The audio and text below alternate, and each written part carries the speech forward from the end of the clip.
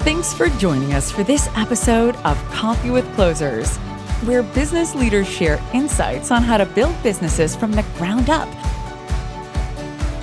and best practices for innovating in their industry.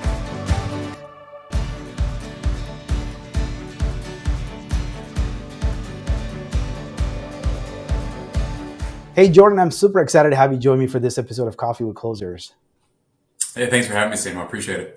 Most certainly. Well, we kind of meet on a very unique and interesting conversation we had over, I think it was on LinkedIn. And I said, hey, you would make a great guest on our show. That's how this conversation all got started. And come to find out, you have an extensive experience in the tech and SaaS plays. You've been a senior leader, you've been a co-founder of a couple of companies, and now you started this venture firm as well. So can you talk to our audience a little bit about your entrepreneurial journey and give an overview of where you've been in your career? Yeah, happy to. I came out of undergrad, 20 years or so ago, dating myself, but I knew at that point I wanted to do something entrepreneurial, but didn't feel like I had, a great idea or necessarily know-how, which was probably correct. I don't think I had either at that point. But I did get on board with a really fast-growing dynamic company called Angie's List down in Indianapolis. So I was the probably 40th employee, reported to Angie, and we kind of built up the digital marketing and stuff in the very early days of SEO, SEM, things like that. So just a great experience. When I left, there was over 1,000 employees, and that was 3 years later. So just phenomenal growth, and they'd raised about 80 million. I left only because I wanted to go to business school. So I got accepted to Kellogg up here in Chicago. Did that for a couple of years, went to an agency, did that for a few years, and then got the itch again to do something entrepreneurial. And so there was it was 2010, and there was a lot of accelerators that were being founded. And one here in Chicago was called Accelerate Labs, which later merged with Techstars. So now it's just known as Techstars. But when I went through, it was called Accelerate Labs, and we started a business called Buzz Referrals, later became Buzz Digital, and it was basically a referral SaaS platform. So if you wanted a referral program, but just kind of needed something fairly simple with your logo and a WYSIWYG interface, we could do that, and we would then tap in with different credit cards or your own promo codes or things like that. So fun business. It didn't scale huge, but we sold in 2014. And at that point, I said, do I want to do something entrepreneurial again and kind of continue the journey, or do I want to try something in a larger organization? And I got connected with a company called PubMatic, which most people have not heard of. But if you look at an ad on your phone or an ad on the internet, and it's tailored to you, it's called programmatic advertising. There's a good chance, probably about a 1 in 8 chance, that PubMatic served that ad based off your profile. So I moved out east and managed their sales team, which was out of New York. We had some other offices around the world, but also in the United States. And just right place, right time. I'd like to think we did some things right too, but they IPO'd in 2020. And that brings me up to Zeal, where my partner, who I actually met at Angie's List 20 years ago, we'd always said if we can do something where the stars align, we should, and they finally did. That took me up to last week when I reached out to you to buy your business, and you told me no. So it's crazy, some of the exits that you've had, or at least the companies that you're a part of. I mean, Angie's, who would have thought a directory listings I think they were sold for $2.4 billion, right? It was some crazy multiple. Yeah, they kind of IPO'd a portion. So if you extrapolate to the value, it was a big number. And so there's a lot of good and a lot of bad that comes from that kind of scale. You're not going to be able to preserve a company culture perfectly, and you're going to break some eggs making the omelet, but I think it turned out well. Is that the largest company from Indiana to be born, or were there other tech companies that came out of Indiana that you probably are? It depends how you measure things. They're not the biggest as far as funding raised, and I don't think they're the biggest as far as exits. I mean, like ExactTarget sold to Salesforce. That was a big. Yeah, that's true. I forgot about that. But yeah, it's up there. Yeah. I mean, you don't think of Indiana being like a tech hub. Yeah, ExactTarget was at one point our customer as well, because they acquired one of our clients. It was called iGo Digital. I don't know if you ever heard of iGo Digital, which is like a product recommendation engine. So that was a client of ours, and then iGo Digital was acquired by ExactTarget. So through that acquisition, for a time period, we had ExactTarget, and then when ExactTarget got acquired, Salesforce, through that relationship, became a customer as well. So it's a crazy world out there in the tech and SaaS space. Then you said you went on for the IPO, and were you had some sort of equity in the company when that other IPO happened? I did. Yeah, I did options. That's awesome to hear. So now here we are. You have this new venture you're starting. What are some lessons you've learned in the process? Obviously, you worked in fast growing companies that go from 30 to 1,000 employees in a matter of 3 years. So you must have learned a whole lot of stuff. What are some lessons you've learned in the process of being in those fast growing companies? Yeah, I guess I kind of already alluded to one, which is when you have that kind of hyper growth, there's a lot of opportunity and there's a lot of challenges. Mm-hmm. And I joke in the ad tech world that I've been in, and even e-commerce. My partner Randy Stockland, he founded an e-commerce company that he sold a couple years ago. I think it experiences some similar dynamics. If you look on Glassdoor at just the ad tech industry, I think on average they probably have some of the lowest ratings. And it's not an indictment of any of those companies. It's just really hard to maintain a culture where you've got that kind of boom and bust, and you've got just a lot of inherent turnover. So that's always a battle: is how do you retain good people? And I think it's a battle for any company, but it's particularly a battle in the digital world, I think. Yeah. So then obviously you're saying free lunches and unlimited vacation and, whatever, like massage and yoga classes is insufficient to keep the company culture going. It helps. I don't think I've ever worked at a company that didn't have ping pong tables, and I don't think I've ever played ping pong once on any of them. So yeah, perks are great, but at the end of the day, I think there's a lot more meaningful things that people make their career choices on. How did you do things differently when you started your own, knowing some of the pitfalls of those fast growing companies? Yeah, I mean, I think the first thing is Randy and I decided at this point in our life, we're in our 40s, we know a ton about data and tech and digital marketing, but we didn't necessarily want to take a moonshot, I don't know, like a VC funded startup type of thing. We just got really excited about service businesses that grow maybe slowly, but steadily, that have great people and offer a really valuable service. So those are the companies we're looking at, are really those that might have B2B SaaS or B2B tech as a customer, but not the SaaS or tech themselves. Mm-hmm. And then obviously you've had a lot of your experience come from the SaaS world, but then you started this company called Zeal, which is, looking out to go acquire service companies. So how did, you went away from the desire to be in the SaaS world to go work with service companies? Because those are not the ones that actually typically grows very fast. It's not scalable, and probably the multiples, if you decide to sell them, isn't as much as you would get with a SaaS company. Yeah, I think the reason, again, part of it is stage of our life, but part of it's also just having seen the opportunities and challenges in that kind of high growth environment. And for me and Randy both, business is all about people. Like, that's what gets us excited.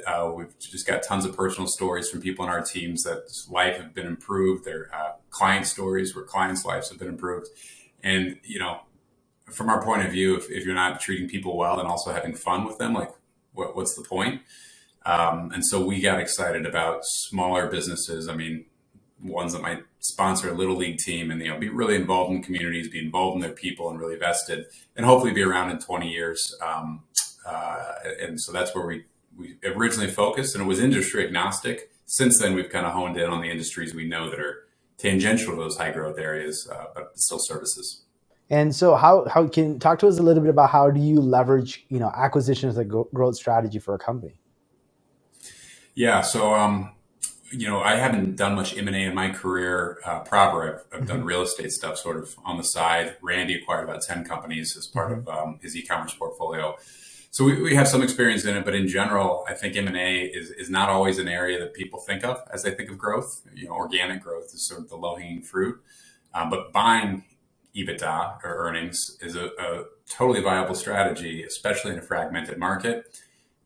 So I think for a lot of businesses, that's a strategy worth looking at, worth pursuing if it maps to your skill set. So if you're great on the top line, but not great at maybe operations and scaling an organization, M&A is tough. But if you're really good at that scaling portion, then I think M&A is something that people should look at, and then it has to be matched to kind of your risk profile and ambitions. Yeah, but then if you're in the service industry and if it's not like a residual revenue model, you can acquire a service company that's more project based, and you're risking you're saying, hey, I'm going to buy this company that does about $3 million in annual sales, but they're ERP system integration. Every job they've done is in a custom project. You have no guarantee once you buy, you're going to have that same revenue or the same amount of projects coming in the door. So how do you then protect yourself from making such a mistake? Yeah, this goes a little bit into like the overall question of how much is a company worth, Mm-hmm. and what are those levers that make one worth more or worth less. And I think in general, project-based versus recurring revenue is just going to demand a lower multiple. Mm-hmm. And if you take it to the extreme, you take it to like call it a window installation company, right? You do that once every 20 to 40 years. And those companies tend to be really good at lead gen and marketing. But if those lead gen engines stop today, like, what is there? Every customer comes once for the most part, at least on the residential side. And so you'll see that reflected in the multiples. So if someone buys that kind of company, they're probably buying the employees, some vendor relationships, and a customer database to some extent, but largely customers that won't need them for a while. The higher the recurring element, the better the multiple. And then other factors too go into that. So what is the typical multiple you've seen in the service industry, especially if you're buying a company that has, recurring revenue?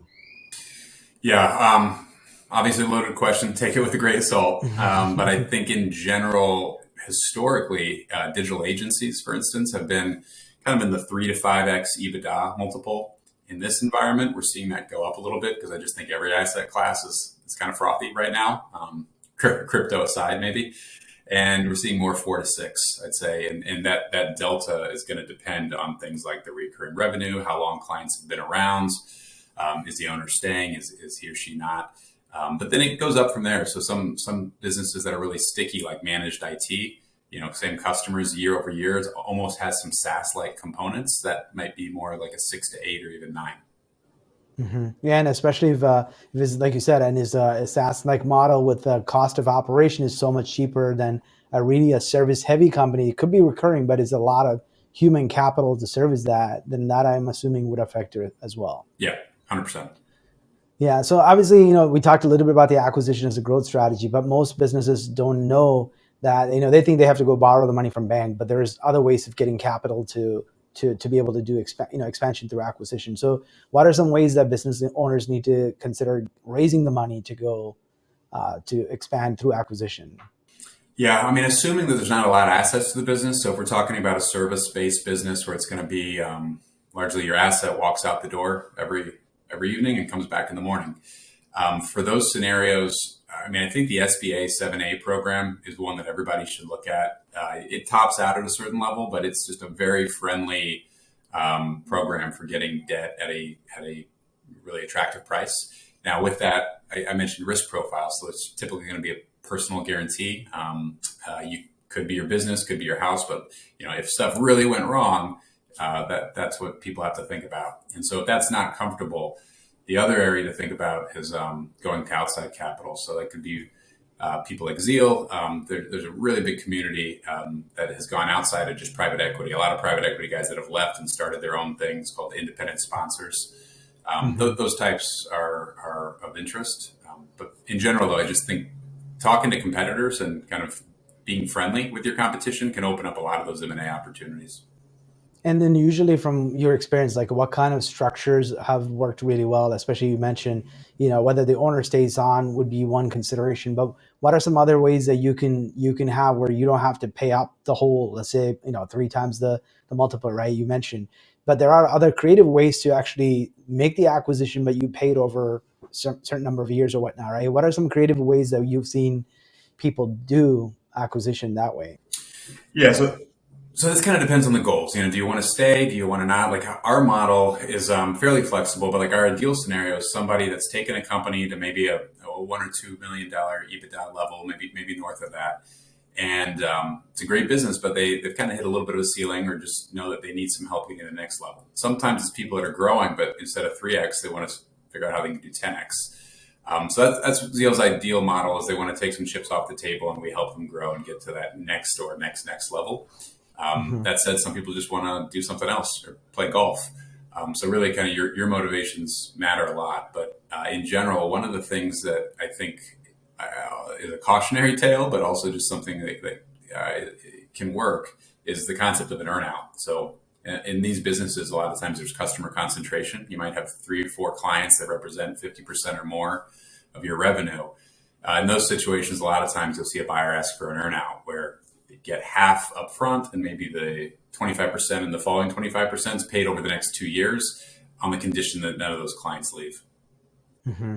Yeah, so that means they're not risking the full payment right up front, because if those clients, like I was saying earlier, if it's especially the project-based businesses and things like that, those clients may or may not come back if the owner steps away, or whoever is the core person within that company is stepping away from that organization. Right, and I say a cautionary tale. Like Randy had an earnout. When he sold his company, I think it went fine, but sometimes they don't, and it can make some really weird incentives. And it can also create the illusion that you're getting a higher multiple than you are. We'll pay 10x, but you have to hit this growth goal, and if you don't, now it's a 6x. So it's just something to watch out for as well. Understood. So obviously depending on who you listen to, you hear all kinds of stories about where we are as a country and where the economy is headed. But obviously, economic downturn could be a very appropriate time to start looking for acquisition strategies. Are there any advice that you might have for someone who's who may not have thought about acquisition as an expansion strategy, how they could probably keep their eyes open for opportunities, like you said, talking to competitors or whatnot? Like what are some recommendations that you have for someone who can take advantage of it because they have a very good, strong, healthy company that they can leverage that as an asset to expand? Yeah, you touched on first the economy, which I do think we're probably going to be in a correction here at some point. And so having creditworthy clients that ideally have been with you for some time certainly helps on a sale price. Let's see, the other part of your question was just how to find deals. Maybe I'm not the best guy to ask. We haven't actually acquired a company yet. We're only 5-6 months in, but it's tough. It takes a long time, and even when you get to an LOI or a letter of intent, only 30% of those typically close. So there's all kinds of reasons a deal could go south. So what I'm doing today is meeting you, and which has been great getting to know you, just talking to as many people as possible, and whether that's competitors or investors or strategics. The more people you talk to, I think generally the better. Yeah, and I think I'm just curious also, obviously you can't just start looking for a deal right when the economy is going down, but you have to have like you said, you have to have your eyes open for such opportunities. Seems like, right? Like you said, you have to be talking to your competitors, which oftentimes we tend to avoid. But those are the kind of companies that probably are ripe for acquisition sometimes. Yeah, I think if you were $1 million EBITDA or less company 10 years ago, before search funds and independent sponsors and guys like Zeal came around and that became a more efficient market, like selling to your competition was pretty much the exit if your kids didn't want to take the business over. So yeah, I think it's still just as viable. Mm-hmm. So how does one prepare for an exit? Obviously, we talked a lot about maybe acquisition as a strategy for growth or whatnot, but how do you prepare for an exit? And what kind of, especially if you're in the service industry? Yeah, I don't want to beat a dead horse, but I think your own personal goals are just so important, and there's some level of self-reflection that should probably happen. So do you want to remain involved in the business? Do you not? If you want to remain involved, do you want to take, a big liquidity event now and then have a smaller piece later, or vice versa? But once those are figured out, and that'll inform some things, but I just think the most important things are keep your customers. Like that's probably even more important than getting new customers. They'll both obviously help. Keep your most important employees. That's going to be crucial to any buyer. And then get your finances in order. It's amazing how often we see financial statements that just something doesn't seem quite right. They're just not very robust. And so I think the better all the levers and KPIs of your own business, and the better your accounting's in order, the better outcome. So obviously we talked a little bit about, the acquisition as a strategy for expansion. What are some ways that you can prepare for an exit as a business owner? Yeah, I think one of the things I alluded to earlier is just figuring out your own goals and doing some self-reflection. Do you want to continue running this business? Do you have the desire to really grow it, which obviously most sellers want? Or do you want to do something else? And either one is fine. I don't think that, that's definitely not a question you want to say what you think the seller or the buyer wants. But once you come to that conclusion, there's some pretty basic things. Keeping your current customers, retention is super important, and arguably more important than signing up new customers is keeping them. And then keeping employees, particularly in this environment, I think is also critical. And then finally, just making sure your finances are in good order. It's tough in every business I've had. There's always some some doesn't foot at the end of the month or whatever. But I mean more, making sure you can articulate your strategy and why the numbers are what they are, including did you pay yourself a big, retained earnings payout last year? Maybe don't do that right before you're about to sell, but things like that, you just want to have in order. Yeah. And then how about, like, I've noticed, I mean, very, very successful, obviously being in the marketing space, met with a lot of business leaders, companies that are like $25 million. I've even seen multiple, 8-figure companies that actually have no CRM, no marketing automation technology, no way to pinpoint who their top customers are. All they have is an ERP system to show like total bill, bill of good, whatever you want to call it, invoices. So how do you go into an organization like that and be confidently say these guys got their numbers figured out, or does those kind of opportunities makes the sale a lot more complicated? Yeah, that's an interesting question because every business has warts, and it's just a question: is this a wart that's actually an opportunity, or is this something that's actually a deal breaker? I mean, for Randy and me, like the issue you just raised is by no means a deal breaker because we love implementing CRMs and data and tech and geeky stuff like that. So if a company looks healthy despite maybe not doing those things, we see that as an opportunity. Now, when I speak of financials, I mean more like you can't explain why the add backs for the EBITDA, are as high as they are. And maybe there's, weird stuff like that, more so than like systems and platforms. Mm-hmm. And then also, especially when you're talking about, like you talk a lot about the EBITDA, right? But if it's a service company and it's probably mostly their revenues coming from hours traded for dollars. So do you also look at the billable rate versus the actual profitability of those hours billed?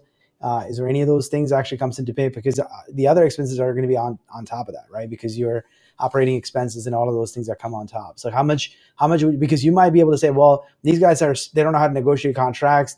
We're paying way too much to software companies. They also paying a big hefty fee to their rent.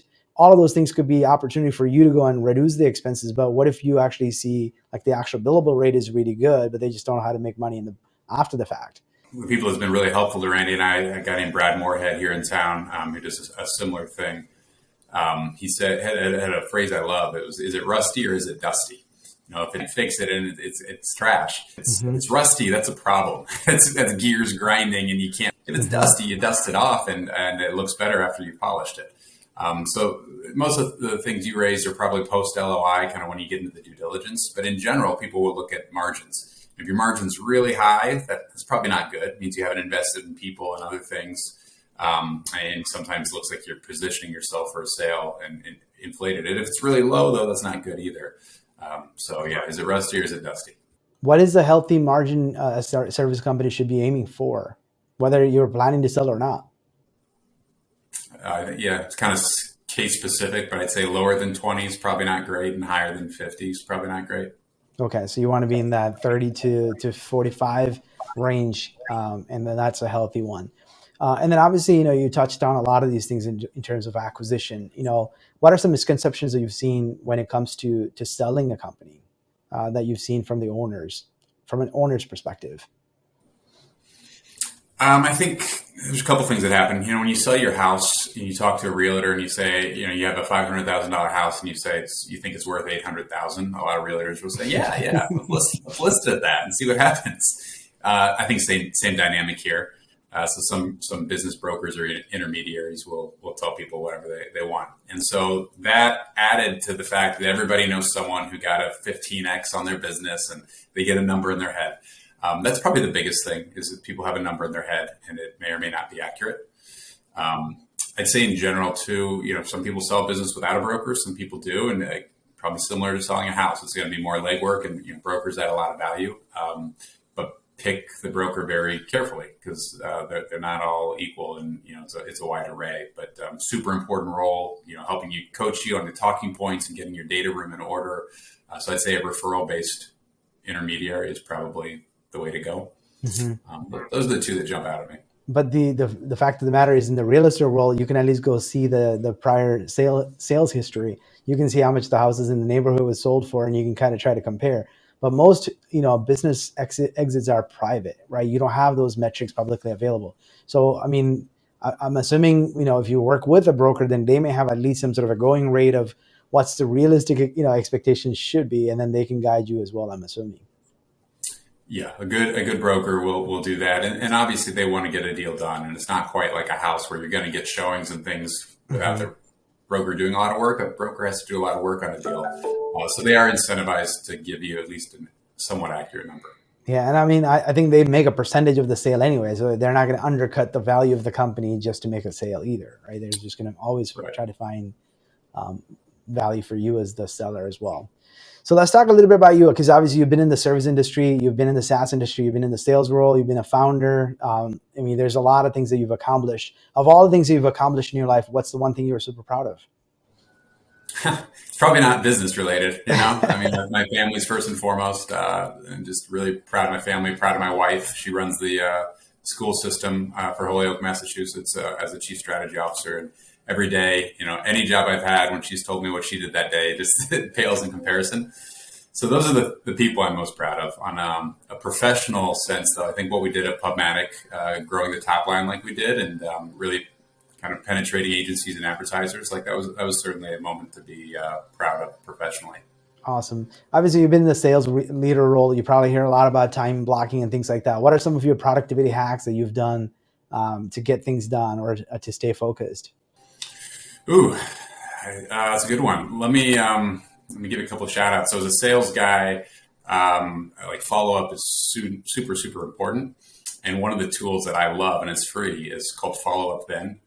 So followupben.com. You basically BCC anything you want, 8 a.m. at followupben.com or tomorrow at followupben.com. And I get that email back like a boomerang, you know, at that time that I put. So instead of setting up like a calendar reminder or something like that in the CRM system, I just BCC almost every email I send to clients or prospectives, and it comes back and reminds me. So that is an awesome hack that I've loved. Other hacks, I've really geeked out over the last couple of years, certainly during the pandemic environment, on how we manage our time and how you keep energy. And so for me, not looking at my phone until at least a couple hours after being awake, and then also carving out little short increments to do work, and then kind of evaluate what I've done has been really helpful for me, not to just get sucked into email or what it might be. Expand on that a bit, because I know, I've heard people talking about blocking hours to get certain things done, but I'm also, like you said, I've also said, people said, if you're going to, me time, make time, something like that, right? I've heard some phraseology people used. I think it was like meet time, me time, make time. So it's like me time is like like you have Tuesdays and Wednesdays, I just do between 2 and 4 o'clock, all meetings. And then in the morning, between 7 and 8 is all my me time, by personal reflection and building yourself or whatever all those things are. And then make time is like, hey, these are my productivity, focused on revenue generation or whatever those things are. So when you talk about like, do a little bit of work, reflection, is your day so fragmented that you have a lot of calls fragmented across the day, and that you have to just kind of find productive time in between, or you intentionally just take a break after everything that you do, just reflect, what did I do? Was it valuable? How can I improve? Is that kind of the practice that you're talking about? Maybe somewhere between those. I mean, first of all, the first thing you said sounds awesome. If Yeah. I could compartmentalize my day like that, that'd be amazing. But it's just too hectic. Especially, I'm talking to a lot of business owners, and their schedules first. So I work into their schedule. So yeah, calls and things happen all at different times. But what I mean is more sitting down, not looking at anything, and just thinking, what are the three most important things to do today? And I usually write them on this whiteboard. So that's sitting in the background all day. And then I just work in sprints. So, an hour on that first thing, and then maybe I have some calls, and then an hour. And it's actually usually 30-minute sprints. That's awesome. Well, if you had to do it all over again, what would you do differently about how your career has evolved? I think the the one thing I would have done differently is when I came out of undergrad. I just dropped who knows how much on school, and I think it's probably not unique to me, but you feel a lot of pressure to go out there and do something. And when you're 22, like that period, 22 to 28, like that is a unique time period where you have total freedom. So I probably would have taken myself less seriously at that time. I don't know if I'll give my kids this advice, because everybody wants their kid to go get a good job at Angie's List or whatever, but I'm really into music, trying to make a go at it in music or something like that, or just travel.